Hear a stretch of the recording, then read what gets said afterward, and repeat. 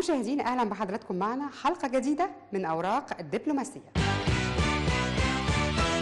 في حلقة اليوم نفتح الحوار حول العلاقات الثنائية المصرية السويسرية وتاريخ دولة سويسرا. تابعونا في أوراق الدبلوماسية.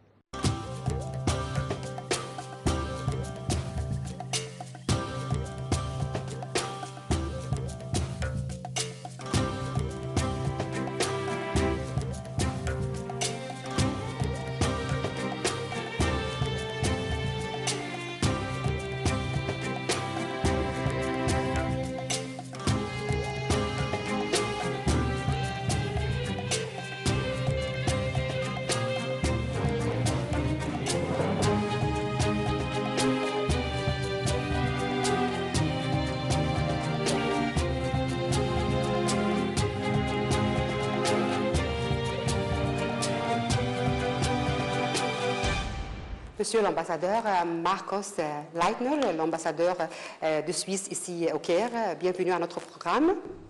Merci de m'avoir à votre programme.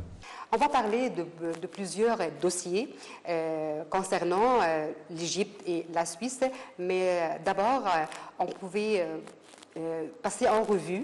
Vous pouvez passer en revue l'histoire de la Suisse. Qu'est-ce que la Suisse? À noter que la Suisse est composée de 26 cantons. Et donc, je voudrais savoir quel est le système de l'État ou bien la forme de l'État en Suisse. Bon, l'histoire suisse, bon, ce n'est pas une histoire aussi longue que l'Égypte, mais quand même c'est une histoire longue. Et ce n'est pas un système qui est né dans une année précise, mais qui s'est développé au long de plus de 700 années. C'est une histoire de coexistence, de cantons qui se joignaient, qui se mettaient ensemble, parce qu'ils ont vu qu'ensemble ils sont plus forts, au centre de l'Europe, dans un lieu stratégique, à travers les Alpes, dans des lieux de négoce et de transit.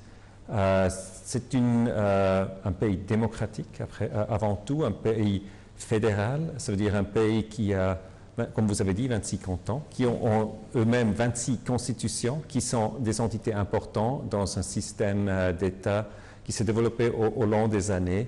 Et c'est seulement en 1848, en fait, qu'on a eu une constitution fédérale qui a mis un pays comme la Suisse ensemble. C'était pas seulement une seule constitution pour les 26 cantons. Voilà. Il y a quand même 26 constitutions toujours, mais encore le 27e, c'est pour le pays même. Qui regroupe le tout et qui fait le pays une démocratie fédérale, comme on le connaît aussi aujourd'hui. Donc on peut dire que c'est la Confédération suisse. C'est la Confédération suisse, tout à fait.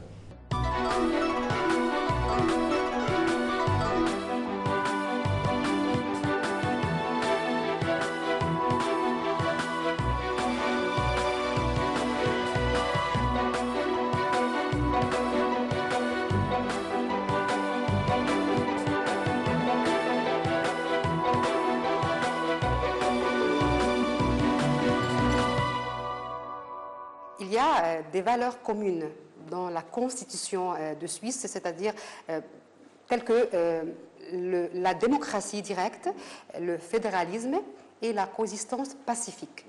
Qu'est-ce que cela signifie? Il faut dire qu'il y a beaucoup de différences. Il y a les différences linguistiques, les différences religieuses, les différences géographiques. Il y a des villes, il y a des régions très rurales en Suisse, mais quand même, il y a pas mal d'éléments qui mettent que ces différences le gardent ensemble, comme un pays stable. Il n'y a pas de canton qui veut partir ou qui cherche de s'éloigner, mais qui sont fiers d'être là et qui sont contents de faire partie de la Suisse. Dans ce sens, il y a entre les régions, il y a des solidarités qui varient. Alors, il y a des communes francophones et alémaniques qui ont les mêmes intérêts. Il y a les centres financiers à Genève et le centre financier à Zurich. Ils ont les mêmes questions à répondre. Il y a des zones rurales dans la zone francophone que dans la zone alémanique. Ils ont les mêmes soucis. Il y a des régions plus catholiques dans les deux zones. Alors, il y a des solidarités entre ces régions. Et ça, c'est très important pour avoir des solidarités entre des régions. Ils s'entendent bien. Et ce n'est pas la langue, ce n'est pas la religion, ce n'est pas la géographie qui les sépare, mais il y a beaucoup plus de points communs entre ces régions. Donc, on doit parler du système politique ou bien du régime politique. Le pouvoir législatif est exercé par l'Assemblée fédérale, n'est-ce pas? Et l'autre... Vous avez deux choses, c'est l'Assemblée fédérale et le peuple. Parce que nous, on vote tous les 3 mois sur presque n'importe quelle loi, n'importe quelle décision. C'est le peuple suisse qui a le dernier mot, si on veut, sur une législation. Et ce n'est pas seulement une consultation, c'est la loi qui est faite par le peuple. Alors, c'est-à-dire il y a le peuple et l'Assemblée fédérale, comme vous avez dit. Et pour le pouvoir exécutif, c'est le Conseil fédéral. Voilà, tout à fait. Et là, si on compare à l'Égypte, nous avons 7 ministres, un peu moins qu'en Égypte. Et ce sont 7 ministres. On ne fait pas un président, on a un président, mais on a un nouveau président chaque année. Alors, si les Égyptiens m'ont dit, et on avait tant de présidents dans les dernières 4-5 années, bon, nous, on avait aussi 5 présidents les dernières 5 années, mais c'est normal en Suisse. J'ai quelque chose et je veux mettre l'accent sur cette chose. Les Suisses forment une nation au sens civique, non au sens ethnique ou hors linguistique. Qu'est-ce que cela signifie? Ça signifie que justement, on n'a pas une nation comme la France, où il y a une langue, un territoire clairement défini. C'est une nation de volonté. Les cantons veulent rester ensemble, ils forment la Suisse à travers la volonté. Mais il y a aussi, pas seulement la volonté, mais aussi cette solidarité entre des régions qui est vraiment important. Mais c'est clair, on pourrait sans autre dire, voilà, il y a la partie alémanique, ça c'est plutôt Allemagne, l'Autriche. Il y a la partie francophone qui est beaucoup plus proche culturellement à la France. Mais quand même, il y a cette volonté de rester ensemble, de former la Suisse à travers ses valeurs communes, mais aussi des solidarités entre des régions. Toujours parlant de Suisse, de la Confédération suisse, il y a là-bas, quand je peux dire, une multilangue, c'est-à-dire il y a à peu près 4 langues essentielles, c'est l'allemand, ou bien le français, l'anglais, ou bien le romanche. Qu'est-ce que le romanche, monsieur? Il y a l'allemand, le français, l'italien et le romanche. Le romanche est une voilà, il y a l'anglais qui est si vous voulez, la 5e langue. Mais ce n'est pas une langue officielle, mais c'est la langue du business et les gens le parlent bien et c'est important. Le romanche est une langue très ancienne. C'est peut-être local, je peux dire c'est très local. Il y a moins que 1% de la population suisse qui le parle encore. C'est dans des vallées montagnardes en Suisse. C'est une langue latine, très ancienne, comme j'ai dit, très proche de l'ancien latin. Alors, mais quand même, c'est une langue vivante. Pas utilisée maintenant. Si, c'est utilisé. Les enfants l'apprennent à l'école. Dans ces vallées. Mais c'est clair, on ne peut pas l'utiliser au niveau fédéral. Là, on doit parler l'allemand, le français, l'italien. Ce phénomène, je peux dire, c'est un phénomène, ou bien celui de la multilangue. Quel est l'effet de ce phénomène sur le citoyen suisse? Bon, c'est clair, quand on va à l'école, on apprend toujours une langue supplémentaire. Il y a la grande majorité des Suisses qui parlent l'allemand à la base, c'est la langue maternelle, c'est un dialecte en fait. Le suisse allemand n'est pas la même chose qu'en Allemagne et souvent nos francophones, les Suisses romands, en Suisse romande, ils se plaignent, ils apprennent le bon allemand, qu'après ils servent peu en Suisse alémanique parce qu'il y a un dialecte qui est assez fort. Mais ça, c'est clair pour tous les élèves, on apprend des langues. Le français en Suisse alémanique, ou encore l'anglais, l'italien, et d'autres langues en Suisse romande, c'est l'allemand, c'est l'italien, c'est l'anglais. Et la même chose dans la partie italophone. Et il faut dire que surtout dans la partie italophone, ils sont très bien en fait en apprenant l'allemand. Et beaucoup plus d'étudiants du Tessin vont ensuite à des écoles ou des universités alémaniques. Donc à l'école, les enfants, les petits-enfants sont éduqués à accepter les autres. l'un accepte les autres. Oui, bon, c'est important de dire que ce n'est pas un pays, que c'est pas... C'est la coexistence. Voilà, c'est la coexistence, mais c'est plus que ça. C'est vraiment, on a une histoire en commun. Le pays est plus riche grâce à cette multitude. Et c'est important. Alors, on est le pays le plus innovateur au monde, selon les statistiques. Et je pense que cette richesse d'avoir plusieurs cultures dans le pays qui nous pousse à s'adapter, mais de dire, voilà, on a notre propre culture qu'on est fier, mais en même temps, il faut s'adapter. Il y a d'autres cultures qui sont dans le même pays, d'apprendre les langues, comprendre d'autres cultures.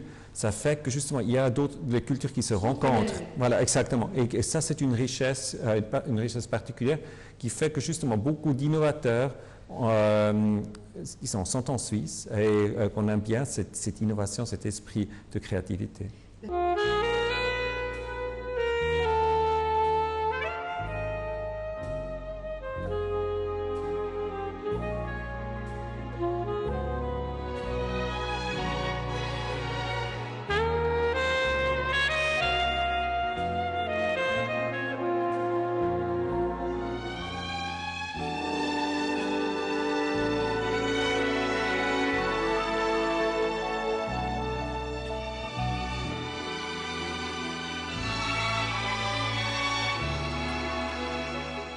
On va parler d'un autre côté de la vie en Suisse, c'est la politique extérieure de Suisse.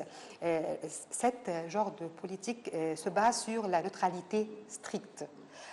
Comment la Suisse a bien profité de cette politique sur plusieurs plans, sur le plan politique, économique et social et culturel? Bon, vous avez bien dit, la neutralité n'est pas un objectif en tant que tel. C'est vraiment un instrument dans notre politique étrangère. Un mécanisme, exactement. Et ça, c'est important. Ce n'est pas qu'on essaie d'être le plus neutre que possible. C'est un mécanisme dans notre politique. Et si vous êtes placé comme la Suisse et vous avez des voisins tellement importants comme l'Allemagne, la France, l'Italie, qui, dans le passé, jusqu'à 1945, étaient en guerre assez souvent, alors, il n'y avait pas d'autre moyen d'être neutre, parce qu'on était trop petit pour justement faire la résistance ou de joindre à l'une ou l'autre côté. Alors, il faut rester neutre en dehors des conflits. Mais il faut aussi comprendre que la neutralité, ce n'est pas seulement la passivité. Alors, on ne reste pas en dehors des conflits, on laisse débrouiller les autres. C'est pour ça qu'on a créé et développé cet aspect humanitaire, c'est notre engagement humanitaire.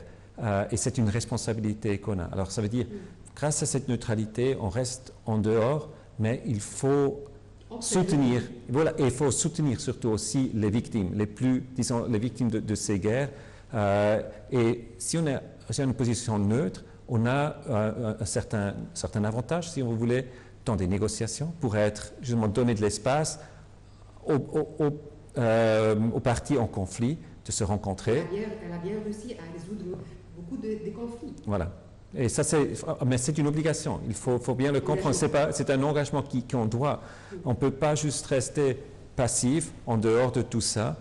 Et c'est cette vocation qu'on a. C'est-à-dire qu'on a une responsabilité humanitaire, mais aussi une responsabilité de promouvoir la paix. Mais la Suisse reste positive aussi. Tout à fait. Et c'est dans cet esprit-là. Mais ça veut dire on va parler à tout le monde, même s'il y a des partenaires très difficiles. Mais c'est toujours dans cette perspective de trouver des solutions à des conflits difficiles dans le monde, n'importe où, pas seulement en Europe, mais n'importe où. Dans le monde entier. Voilà, exactement. C'est pour cela que la Suisse a bien joué le rôle de l'intermédiaire. Voilà, et ça reste, disons, être intermédiaire veut dire on met à disposition notre terrain, mais aussi des médiateurs, du know-how, des gens, ce qu'il en faut, et on est prêt à investir. D'accord. Toujours parlant de la politique de neutralité, la Suisse ne fait partie de l'Union européenne. Non, oui, on ne fait pas. Elle a été restée hors de l'ONU jusqu'à 2002. Quel est le point de vue de rester hors d'une organisation internationale comme l'ONU. Bon, il faut dire que l'ONU, jusqu'à la fin de la guerre froide, était une organisation très bloquée. Et on a voté une première fois, de nouveau les peuples ont décidé en 1986. Qui a dit? Le peuple qui a dit en 1986, non, on ne veut pas, avec une forte majorité en fait qui ne voulait pas. Mais en 2002, le même peuple a dit, nous on veut être membre. Et c'est clair, ça donne beaucoup plus de légitimité à devenir membre, parce que c'est le peuple qui a dit, nous on veut se joindre à cette ONU, parce qu'on a vu aussi dans les années 90, c'est une organisation qui a pu quand même résoudre une série de conflits, qui a quand même pu se développer. C'est pas encore parfait. C'est clair, on dit si Dieu était suisse, le monde ne serait pas créé, parce que les Suisses veulent quelque chose de parfait. Et l'ONU n'est pas parfait. Mais quand même, l'ONU a pu s'améliorer, a pu, pu être débloquée, on a pu trouver quelques solutions, et les Suisses l'ont vu. L'Union européenne, c'est différent. L'Union européenne, non. L'Union européenne est différente dans ce sens. Nous, on est extrêmement intégrés dans cette Union européenne déjà, à niveau de commerce, à niveau des personnes. On est presque mieux intégrés que beaucoup de pays de l'Union européenne même. Mais les Suisses ont décidé, on ne veut pas rester en dehors. Il y a plusieurs raisons. Il y a des raisons économiques, mais aussi des raisons, justement, la neutralité, et de dire, on n'est pas une nation, comme vous avez dit, comme d'autres, parce qu'on a justement, si on sortirait, est-ce que la Suisse existerait comme ça, si la France sortirait, ou maintenant on parle du Brexit, si les Anglais sortent, voilà, ils sortent. Est-ce qu'on pourrait sortir ou pas? Ce sont ces questions-là que les Suisses se posent. Est-ce que le franc suisse devrait disparaître si on va à l'Union européenne? Qu'est-ce que ça nous coûte? Les Suisses veulent savoir qu'est-ce qu'on obtient si on est membre de l'Union européenne. En ce moment, la question ne se pose pas pour la Suisse. On a beaucoup de contrats bilatéraux qui règlent nos relations. Et on va continuer sur ce chemin-là. Et je pense que ça doit être bénéfique pour les deux, pour l'Union européenne tant que pour la Suisse.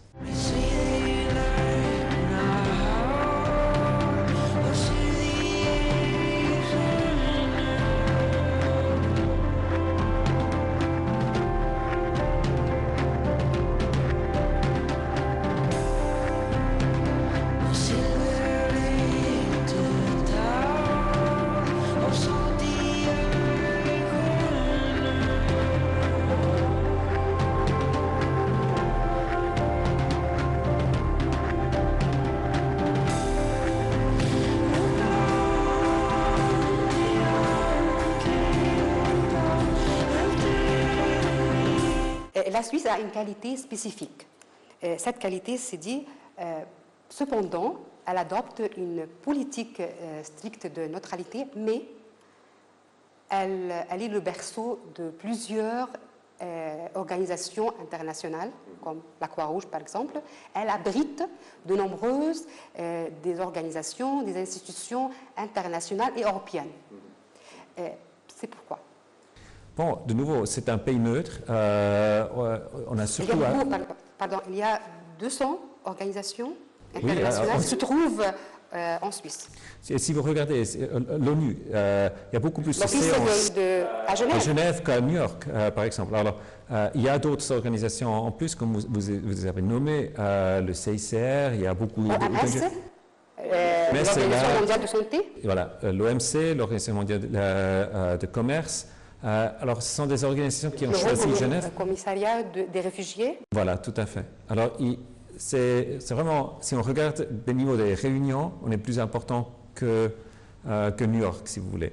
Et ce que m'ont dit aussi les Égyptiens ici, si vous voyez les ministres égyptiens des Affaires étrangères, presque sans exception, ils ont passé un temps à Genève.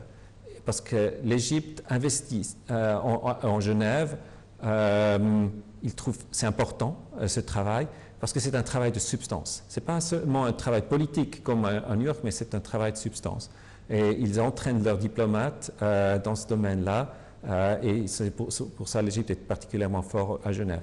Genève était toujours un lieu de rencontre, et c'est pour ça on l'appelle Genève internationale, oui, parce qu'on veut accueillir et donner l'espace aux idées à Genève, et je pense qu'on a bien réussi. C'est clair, entre-temps, au monde, il y a beaucoup de lieux qui se veulent être un lieu de rencontre, c'est bien, c'est la concurrence si on veut, mais je pense que la Suisse offre quand même un cadre attractif pour d'avoir la projeté, mais quand même aussi la distance des conflits ou des sujets qu'il faut pour trouver des solutions. Et quelles sont les autres organisations internationales et européennes qui se trouvent en Suisse? Voilà, vous avez mentionné, il y a le CICR, il y a l'Union postale, il y a FIFA, il y a... C'est une fédération sportive. Fédération sportive, il y a le comité international. FIFA, il y a un autre. Il y a le comité international olympique, il y a UEFA qui est là. Alors, il y a plein d'autres organisations. Et ça, c'est les organisations. Et ensuite, vous avez une série des entreprises multinationales qui ont également choisi délibérément la Suisse pour être le siège, soit en Europe ou international. Il y a encore des institutions qui offrent des aides humanitaires.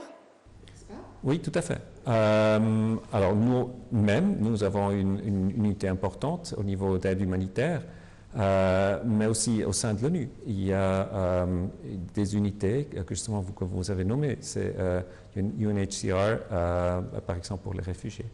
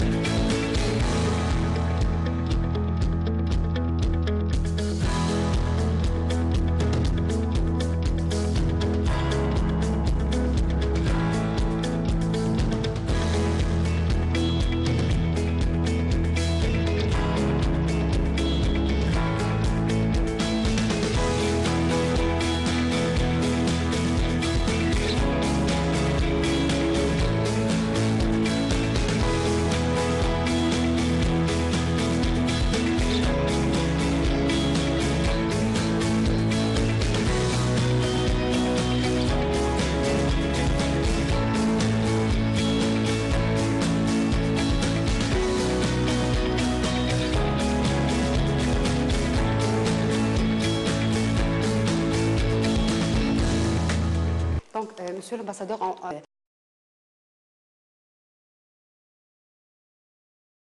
du tourisme, par exemple, de parler en détail de la société suisse. Qu'est-ce qu'on peut dire? On doit commencer par la culture, par exemple. La culture, c'est aussi une culture très riche, parce que justement, parce qu'on a plusieurs cultures et qui se mélangent et qui se rencontrent. Et je pense que c'est là... ce n'est pas une culture qu'on connaît extrêmement bien, mais il y a quand même des artistes connus au niveau mondial. Le Corbusier, l'architecte, il est suisse. Pour les Français, il est français, mais il est clairement né en Suisse, il est suisse en tant que tel. Il y a beaucoup d'écrivains qui sont très connus en Allemagne, par exemple, que les Allemands prennent comme le leur, mais qu'en fait sont des Suisses. Alors là aussi... Les arts, les peintres. Voilà, il y a, surtout quant au dessin, il y a beaucoup d'architectes de renom mondial, des peintres, Giacometti, qui sont qui ont souvent sont plus acceptés à l'étranger qu'en Suisse même, mais qui sont extrêmement connus. Je pense là de nouveau, cette innovation, cet esprit de créativité qui se crée grâce à ces cultures différentes qui se rencontrent. Et pour le tourisme, quand j'ai l'opportunité de voir la Suisse ou bien de visiter la Suisse, qu'est-ce que je peux faire là-bas? Bon, nous sommes un pays touristique comme l'Égypte. On n'a pas les mêmes attraits. Évidemment, on n'a pas une culture de 7000 années, mais quand même, je pense c'est un tourisme très varié qu'on fait. Disons, on va visiter les montagnes, c'est quelque chose d'évident. Les Alpes, les Alpes, on peut aller en été ou en hiver. En hiver, on fait le snowboarding ou le ski. En été, c'est aussi très belle pour faire des balades, pour visiter des petits villages alpins. C'est magnifique. Mais vous avez aussi les villes, surtout en été. Les villes les plus importantes, C'est les plus par exemple célèbres. Zurich, Genève, Lucerne, Lugano, Lausanne aussi. Vous avez beaucoup de lacs en Suisse, alors c'est-à-dire. C'est la nature. C'est la nature, mais dans ces lacs, vous pouvez vous baigner sans problème. C'est propre. Et je pense que la Suisse est un pays touristique pour toutes les saisons. Et toutes les saisons ont leur qualité. D'accord. J'ai une information sur la ville ou bien la capitale officielle, Berne.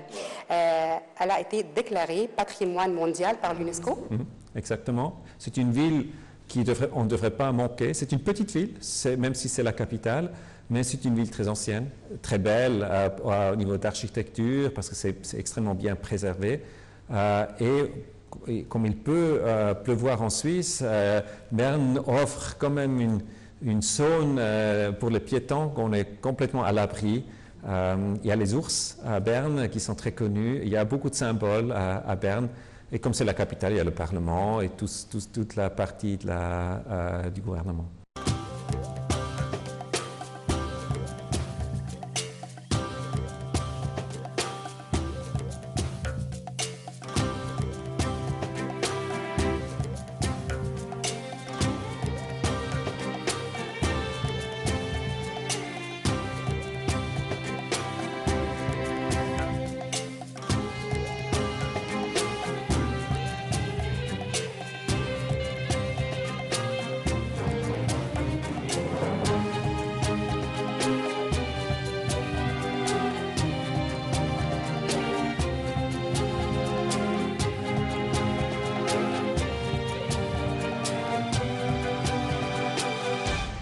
Monsieur l'ambassadeur, on a parlé beaucoup de la Suisse. Donc, on a beaucoup de dossiers à discuter. Si vous permettez, je veux le faire dans une autre partie de notre programme à la prochaine fois. Très bien. D'accord? Merci.